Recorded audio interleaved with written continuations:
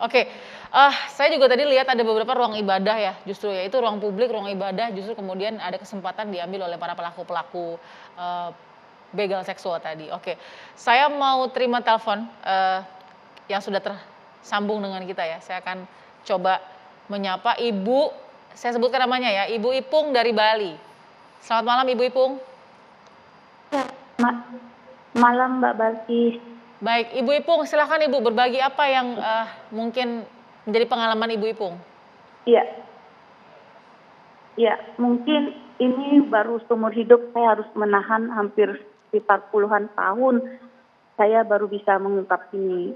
Mhm. Karena selain saya sendiri mengalami juga teman pas saya naik motor, sama juga asisten rumah tangga saya. Saya sendiri mengalami pada saat saya naik satu buah angkutan umum, saya duduk di belakang sebelahnya supir, pas di belakangnya supir itu ada seorang penumpang laki-laki, tiba-tiba mengeluarkan kelaminnya dan langsung sampai jujur saya tidak bisa menjelaskan lagi intinya sampai itu saya langsung bilang sama supir, stop Pak, saya mau turun. Akhirnya saya turun situ, saya lama menenangkan diri sampai saya baru melanjutkan lagi mengambil angkutan yang baru. Terus Mhm. habis yang kedua saya mengalami pas depan rumah saya.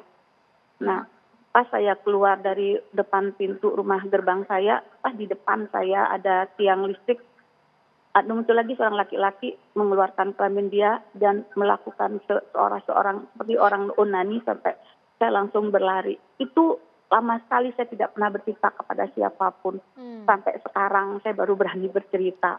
Nah, selang berapa lama lagi saya lagi menumpang membonceng teman saya perempuan, ada yang membegal payudaranya. Saya kejar orang itu sampai saya buka helm saya dan saya pukul kepalanya laki-laki itu. Mmm. Terus terakhir beberapa 1 bulan yang lalu asisten rumah tangga saya di depan dia juga mengeluarkan alat kelamin sambil melirik kanan kiri dan langsung dengan enaknya dia melakukan onani itu. Iya, Jadi iya. hal-hal Baik. ini itu tidak mungkin orang bisa bicara gitu loh Mbak. Ibu, ini kita pertama prihatin ya Bu ya, sudah mau berbagi di Perempuan Ya, Bicara, terima kasih telepon secara langsung, ini 4 kali berarti ya Ibu seumur hidup ya, mengalami pelecehan seksual ya?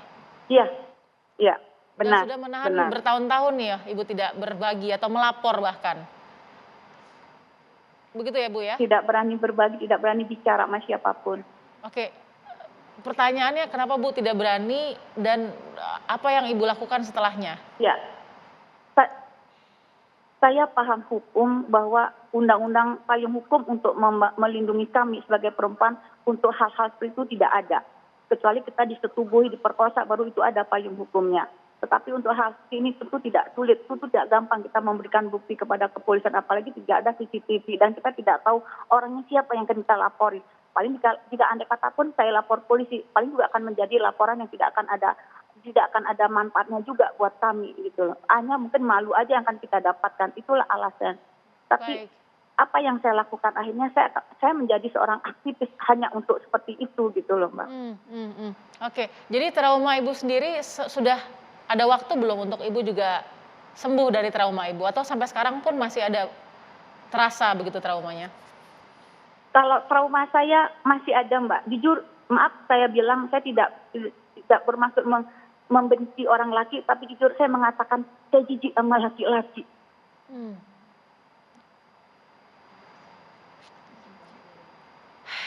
Iya Bu.